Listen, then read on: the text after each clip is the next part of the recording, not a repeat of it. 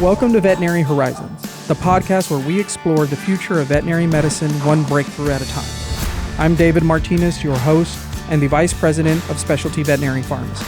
Dr. Joe Pluhar has dedicated his career to both small and large animal care, bringing innovation and expertise to the field of mixed animal practice. We have to charge appropriately, right? We also got to be careful with our expenditures. You know, what's something that we do in equine medicine they would never do in small animal? We buy really expensive pickup trucks. Don't tell me you don't have any profit when you're driving around in a brand new King Ranch F350. Yeah. Each episode, we'll sit down with leading experts, innovators, and thought leaders from across the veterinary field to discuss cutting-edge technologies, emerging treatments, and the evolving challenges that are reshaping animal healthcare. Thanks for having me, David. My name is Joe Pluhar. I am a ambulatory veterinarian. So I spend all day working out of my truck in the greater Houston area. I'm based out of Navasota, Texas. I am all horses all the time. I focus on performance horses. I like working on animals that have a job. I opened my practice about 2 years ago, Freedom Equine Performance, and haven't looked back since. Today, you gave a lecture on cash flow management in equine, which really interests me. As a business owner, I've owned our veterinary pharmacy for 17 years. Mm-hmm. So tell me a little bit about, some of the things you talked about in your lecture and some tips that can help clinics with this particular issue. I have to go back to why I started managing cash flow the way I was managing it and kind of how it morphed into how I'm managing it in my business. And so I like to tell this story. I got really tired of having credit card debt January 1 every year. Yeah. Okay. And the reason that I had credit card debt January 1 is that in December, my car insurance was hit, right? I had to pay my car insurance. What else comes in December? Christmas, holidays, right? Yeah. And so we're always spending a lot more money in Christmas. In equine medicine, there's one other thing that happens. Your cash flow is usually decreased in December because you're typically not as busy in December as you are other times of the year. People are spending money on Christmas. They're not spending money on their horses, right? And so sense. I had this trifecta of my expenses were way up because it was Christmas and my car insurance, and my income was way down because of it being a slower month. Mm-hmm. And so I would wake up January 1 and have a few $1,000s in credit card debt. And I just was sick and tired of doing this. So I actually came up with a system called walk the dog budgeting. And the reason I named it that is because I did it while I was walking my dog. I got to write this down. Right? I would manage my cash flow when I was walking my dog. And it was a system I used in my personal life where I figured out, because this sounds so elementary, I don't know why it took an MBA and a bunch of other years of, hard knocks where I actually started doing it, that if I put a little bit of money away every single paycheck, when it came time for December, I could just cut a check and pay my car insurance and not have to worry about it. Right? Yes. So I'd pre-planned that cash flow throughout the entire year. Well, carry that over into business. And a friend of mine suggested the book Profit First, Mike Murkowski. I'm going to mess up his back name. Okay. I really want to say Mike Wazowski. Yeah. But that's not it. Sorry, Mike, if you actually hear this. Great book, Profit First. And what I found is that basically he did what I was doing in my personal life on steroids and was doing it for businesses. Every business basically has a budget. Yes. Right? But that budget can get thrown out of whack really pretty quickly if your revenues have a big change, up or down. Yeah, and expenses change throughout the year too. Some things are due, big expenses. And so, Yep. Similar to what you're saying at the end of the year, car insurance, for businesses, you can have your insurance for malpractice insurance or those kind of dues. We pay them yearly. So that's a big lump sum payment. So Correct. If you don't plan for that, it can be a huge problem. So Especially if you have 2 or 3 of those the same month. Absolutely. Right. Yeah. And so, I read his book and basically did what he was doing on a business side and kind of added some of my own flavor of what I was doing personally. But the whole point of cash flow planning and management is if you have a plan for every dollar that comes in, I actually really don't even need a budget. Because let's take, in veterinary medicine, let's take COVID, for example. Okay. COVID's a great year, 2020. Yeah. When COVID came out, we all looked at each other and thought, our businesses are going to tumble. So we all kind of made these plans after we'd all done our budgets in December for the whole year. And we got to March and we're like, ooh, cash flow is going to be really hurt. Yeah. Right? Revenue is going to drop a lot. What actually happened? Revenue spiked. It increased through the roof. Right. And so let's say your budget is to spend 20% of your revenue on payroll, right? Mhm. And you have $1 million budget, just using round numbers to be Sure. easy. Sure. Yeah. So your budget is $200,000 for payroll for 2020. And then you have this big boom and you're having to pay a lot more overtime and everything. All of a sudden you've spent $230,000 on payroll. If you're only looking at your budget, you're going to go, I blew my budget by $30,000, right? Mm-hmm. Well, what if I told you your revenue went up 30% and you are now only spending 18.5% on your payroll instead of 20, Yeah. right? Okay. A cash flow plan, it essentially changes your budgeting every single month or every single pay period, whatever you plan it on, to adjust for your changes in revenue. Ah, okay. Because it's kind of this sliding scale thing. Whereas I the like budget that. is a set it and forget it. Yeah. And most people forget it. Forget it. Right. Right? Yeah. But if you have a plan, like every dollar I get in, a certain amount or a certain percentage of that dollar is going to go to payroll, or it's going to go to profit, or it's going to go to saving for a big capital expenditure, you automatically have it all done and you will adjust your spending to be able to fit that new revenue that you have. Mm-hmm. Right? And so it's a little more dynamic in how it works. So if you have increase in profit and if you have a set percentage of, say you want to pay on payroll, do you allocate that for payroll, even though maybe you're not going to use it? Is that kind of part of the plan? So that's a good question. Yeah. So you can do it one of two ways. One, you can set aside how much you need your payroll every time you run payroll and just have that exact amount set aside out of the money you've taken in. Or you can do a percentage. And this is a little bit theory. You kind of have to run it and it's hard the first couple of months. Sure. Yeah. If you're doing a percentage, it'll smooth out the ups and downs. So let's say 1 month, if you're doing the 20% payroll, so you make $100,000 in revenue, and I'm going to kick 20% of that into my payroll. But your payroll that month is only $10,000. And you're like, well, I overdid it for 10 grand that month. Mm-hmm. Correct. But then let's say the next month, your payroll is still $20,000, but you only took in 50. Then you kick in 10, but you already got 10 in there from the month before. Yeah. Because over the course of the whole year, you're only doing 20%, right? Yeah. And so that's in theory how you work with those fluctuations as they come up and come down. Things like payroll, things like paying my insurance and stuff. I always, not only do I look at percentages, but I also have an amount. Like I want to make sure I'm definitely funding my payroll and I'm not getting behind, because nobody wants to get behind on payroll of all things. Yeah, absolutely. Yeah. But once you kind of get into that mode and your business is cooking along, if you're automatically putting that in there, then even when you have a slower month, your beefier months are taking care of that for you. And so it smooths out the cash flow throughout your whole practice. I like that strategy. So yeah, you make a budget, but a lot of times what happens is you make that budget, you forget about it, and you kind of have an assessment almost on a monthly basis, right, based on how much revenue you're bringing in. I think that's a great. Let me ask you, are there any kind of common pitfalls that, equine practitioners might make when it comes to cash flows? There's something that... Well, I'm going to back it up just a little bit. Okay. In terms of pitfalls that equine practitioners make from a business standpoint. Yes. Yeah. Let's talk about that. It's assuming that we're different. Uh-huh. Right? Okay. Veterinarians are bad about this anyway. Like you try to talk to a veterinarian about how to run their business and you bring an example of, accounting firm or something. And they're like, oh, we're in vet med. We're different. Ah. Right? So that's a cheap way of saying the rules don't apply to me. Equine practitioners are that times about 25, right? Okay. They're like, well, it's just different, so that doesn't work for us. No, it absolutely does, because business is business and you still have to produce a profit in order to keep the doors open.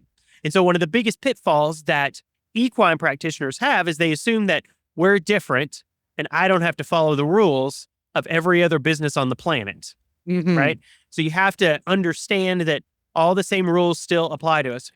That's a strategic level thing. From a more tactical level, and I think this is true of all businesses, man, not being ahead of your taxes, right? Yes. Like making sure that you're setting aside money for all of your various taxes, your payroll taxes, your income taxes, making sure that you've got all of that set. Because I will talk to even some big practices, millions and millions of dollars in revenue, and the partners have to write a check at the end of the year in order to pay the taxes because the business didn't set aside enough tax money. And they Wow. just keep doing it. And that's probably a cash flow killer, right? Yeah. Yeah.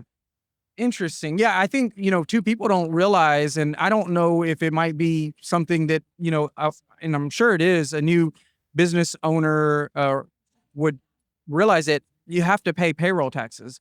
And whenever you write a payroll check, the company is responsible for paying a portion of that. Yep. And if you have a lot of employees or a handful of employees, that number can add up pretty quickly. So if you don't plan for that, you don't budget for that, that can come back Yep. and get you. Okay, so that's interesting. So I do have another question. It was actually somebody wanted me to ask this because they kind of run across it themselves. But do you have any tips for getting paid? That was one of the things I was saying. I guess, especially again, I like how you said, this is not really a large animal issue. It's just a business issue, Correct. right? Small animals deal with it. Large animal, any business deals with it. And I think that also probably goes with paying. But I'm just curious, from your perspective, do you have any tips, or what is your strategy for getting paid? So there's a couple different areas to break that question down. Yeah. The first and the most aggressive, but the most effective, is you get a credit card before you even show up on the farm. Okay. Right? Yeah. You go to a small animal clinic, an ER, and they're going to have a credit card, and they're probably going to run a deposit before they do anything to your animal. Okay. Right? I'm not a big fan of running credit cards before the appointment, but at least having it on hand. Yeah. It doesn't guarantee you're going to get paid because people can still decline the card and all that other jazz, right? Like, Oh yeah. but it gives you at least a little bit of that ahead of time. Yeah, I mean, it's one small little tactic that you can do, and one little thing you can implement almost overnight that's going to be a game changer. Yep. 9 times out of 10, you're going to get a credit card and it's going to work. Yes, you might have some issues with, every now and then. But I think if you're not doing that, I think that's a little thing you could almost do Correct. immediately. Correct.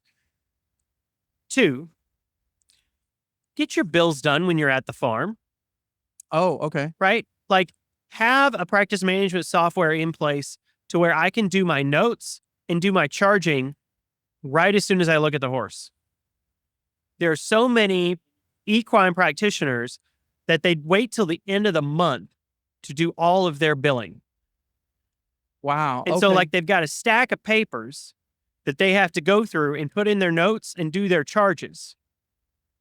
And first of all, you wrote it on the paper and then you're going to put it in your management software. So you've just taken and added an extra step. Plus, you're doing it however many days later. There's no way that you're going to remember everything. No, So you're absolutely missing charges.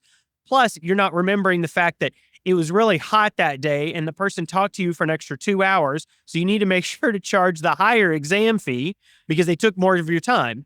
Right? Yeah. And then later you might be like, oh, well, we didn't do that much. So it's the little exam fee. No, you sat there for 2 hours and talked to them. You need to charge them a full exam fee and not like a recheck fee or something, right? Yeah. Okay. Third, you send out your bills more often. And so like if you're not getting paid at time of service and you are sending out bills later, because like I work for a lot of owners that are not there when we're at the farm. Like this is a problem in equine medicine. You go and the trainer is there, or you go to a boarding facility and you vaccinate all the horses that are there, and the owners are wherever. Last summer, I swear, everybody was in Italy all summer, like all of them. Okay. Everybody was in Italy. So like I send out my bills once a week. Okay. So my practice management software, I hit 2 buttons and it literally emails out every single person that's got an outstanding invoice with us. And it emails them, and then they can pay directly through a link that's sent through the email, right? There are a lot of practices that still hand fold bills and mail them once a month. And these are big practices. Is it going just back to the aspect of, we're the exception, we're not like every other business? Is it okay? Yeah, I think that's part of it. And so a lot of it has to do with the practice management software that they have, right? Like their Oh, practice management software doesn't allow them to do that because it's a little older. And there's a lot of times that, it's the psychology of the devil you know versus the devil you don't. yeah, Well, I know what's going on with this software. I don't want to replace it with another one, even though my software is 15 years old. yeah. There's also some softwares out there that were absolutely revolutionary at the time they came out in equine medicine, especially. That was 20 years ago. And everybody still thinks they're revolutionary. Well, no, that revolution has passed. We have moved on. It's time to get different software. And I guess they didn't, it happens all the time. These companies come out with great products, but then they don't evolve, they don't update. And so they become obsolete. Right. Do you have any recommendations for clinics who are going through some of these challenges, and what kind of, are there, one or two or three softwares that maybe you would recommend that could help them and maybe transition quickly, or if there is no quick way of doing it? For me, the transition was easy because I was starting a new practice. So I didn't have to transition from one to another. Okay. And so making the transition is hard. Like, I think the first thing I would tell to anybody, if you're going to make any kind of big change in your business, it's going to be challenging. There's going to be pitfalls. Buckle up, Buttercup. Let's do it. It actually means you're changing, and change is hard and it hurts. But before I would go and look at any specific software, I think you really need to have an idea of what you need in that software, right? And not just what you need from a doctor perspective, but what does the business side of the practice, what do they need out of the stuff? Or what does the marketing team need out of the software? And so come up with your list of things that you need, and then go try to find some softwares that meet that. To check those boxes. Correct, because it's different. So like, I don't know how good the software I use would be for a hospital. Okay. Right. Okay. Like, I don't know how it would work with having inpatients. I don't have inpatients. Okay. And so I don't know. I don't know if that functionality exists there. I see. Right. Okay. If I'm going to have inpatients, though, then I need to go make sure that my software does a good job with inpatients. Yeah. Right. Things like that. I would make that list, and then you can go around and look. And then once you make the decision, you're going to be spending some time and some effort and some money invested into training to make sure everybody knows how it works. If you're one of the people that are having cash flow problems, then it probably makes sense. And you have an outdated system, it probably makes sense to start looking for softwares that check those boxes. And the other thing is, a lot of the newer systems are cheaper. Yeah. So I get better stuff and it's cheaper. Like, I don't understand all why we're not. all cloud-based, Correct. you don't need a lot of fancy computers and servers and stuff like that. It's all done in the cloud now. So yeah. Right. One question I had was profit margins in large animals. That's another question that was kind of brought to me. And I kind of found that interesting. Again, I don't know if this is a particular issue in large animal practice, but pricing certain procedures, there being very low profit margins. Is that just a misconception, or is that just maybe one or two practices that are just being put on my lap and asking these questions? So No, I mean, it's something that we've talked about in equine medicine for a while. Okay. But I go back to, well, we're different. Yeah. Right? That mentality that is pervasive in equine medicine. Like, small animal, for instance, was really good about charging vaccine exams. Like, if you're going to bring a dog in for vaccines, it's going to get an exam charge. Mm-hmm. And equine medicine has been like, our clients just won't deal with that. No, they will. Or they're going to find somebody else, right? Yeah, yeah. And the clients have every right to go somewhere else. Does that mean I charge a vaccine exam with all my vaccines? Absolutely not. Yeah. Right? Like, if I'm at a barn and I see the horse every other week, I don't need to do a full exam on the horse because I see it a lot. Right? Okay. That's just an example. But I think sometimes we think we know what our clients will do, but we don't know. Yeah. Right? Yeah. And so it stops us from trying things. Yeah. And you're going to try 5 or 6 or 10 things that fail before something works. So you have to just continue to look at ways that you can help that out. And your profit margins in equine medicine, I think, can be just as good as small animal, right? But that also comes with, we have to charge appropriately, right? We also got to be careful with our expenditures. What's something that we do in equine medicine they would never do in small animal? We buy really expensive pickup trucks. Mhm. Don't tell me you don't have any profit when you're driving around a brand new King Ranch F350. Yeah. Okay. Right? Yeah. Yeah. Yeah. Because if that might be half your profit margin right there, but you're driving a nice truck. And if you're the business owner and you choose to do that, that's fine. Don't whine to me about profit margin then.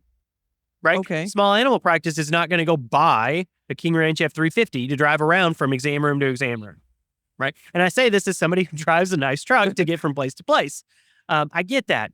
I will also say that the profit margins are very different depending on if you are brick and mortar versus ambulatory only. I think the profit margins are much higher ambulatory practices. Okay. Because you don't have a building. The overhead, right? You also don't have the staff to man the building, Mm-hmm. right? That gets into another thing that we in veterinary medicine are bad. I shouldn't say vet med. All businesses are bad. We have to think about operations, and we have to think about our buildings as part of our operations, right? Yes. Okay. I'll give you an example. Yes, So please. I like this. Okay. this was a school, a veterinary school, built a new teaching building. Okay. They went from a smaller building to a bigger building, which they needed to. The class sizes were getting bigger. They hadn't updated all this in a while. Like it needed to happen. In order to access the dean's office, you went to a receptionist, and all of the various people that are under the umbrella of the dean's office go through one single reception person. When they built the new building, they split the dean's office and built 2 reception rooms. Mm. You now had to hire a second receptionist because of building design. Oh, wow. You doubled your payroll of that position because of building design. I'll give you a hospital example. I knew somebody that just last few years they built their own equine hospital. The inventory place where they kept their IV fluids for horses, which IV fluids for horses are big and heavy because it's 5-liter bags, right? Like Yeah. it's Oh, just yeah. heavy. And so it was on one end of the hospital. The stalls where they use the fluids were like 150 yards on the other end of the hospital. Wow. So in the middle of the night, the technician would have to take a wheelbarrow, go get fluids, and wheelbarrow all the way back. And let's say that's a 15-minute round trip, and you're paying somebody just to be easy, $20 an hour all in. So you just spent $5 a night, maybe $5 twice a night. Let's call it $10 for them to go back and forth over the course of the whole year. That's almost $4,000 in payroll just because of where you put your stinking fluid room. Yeah. So we can do things. I think that's another place where equine medicine, we're very independent folks. And so we don't like to ask for help. So we're not going to get an architect involved to help design our building when the architect's going to point out stuff like, why is your fluid room over here and you're going to use them over here, right? Or, getting those other professionals involved. Like, we always complain that horse owners try to do all their own medicine by themselves and they should leave that to the professionals. Well, I should leave the architecting to the architect. I completely understand what you're saying. When you hire somebody who specializes in that thing, they can always point out things that you would never think about. And especially when it comes to building design. I mean, things about how many outlets and stuff like that you need, you would never think about, they're going to point out. So I can see where that could be a big pitfall if you don't plan. That's awesome. I think you answered all the questions I was super interested in hearing. I think it's time for us to wrap it up. I do have one last question. What's on the veterinary horizon for you and your practice? You have anything new coming up? I know you just did a few lectures here. You got any of that coming up soon? Or I mean, the buzzword as it has been for the past 18 to 24 months is AI. Yeah. Okay. And what's that look like, right? We've seen a little bit of that come into the equine space. I'm always thinking about ways that I can incorporate new technologies into my practice. And one of those is going to be AI, whether that's helping me with my medical records, maybe it's scheduling, maybe it's actually using it to help diagnose stuff. That is going to be a big deal. And so if you're already behind the game on getting, let's say, electronic medical records, you're you're about to be left Mhm. when we start using more AI. So Yeah. I think AI is something that's coming, but in the end, it's always going to be the same. None of these things are going to replace a veterinarian standing in front of a patient and putting their hands on them. Yeah, I mean, I think AI is going to do what everything else does. It's going to make everybody a little more efficient, but it's Correct. not going to provide that customer care Nope. that only you can provide. Until they design a robot that can inject joints on a horse, I'm going to be okay. Yeah, absolutely. Dr. Pluhar, Yep. thank you very much for joining us on Veterinary Horizons. I really appreciate it. No, It I was really great talking appreciate to the you. invite. Thank you so much. Thank you.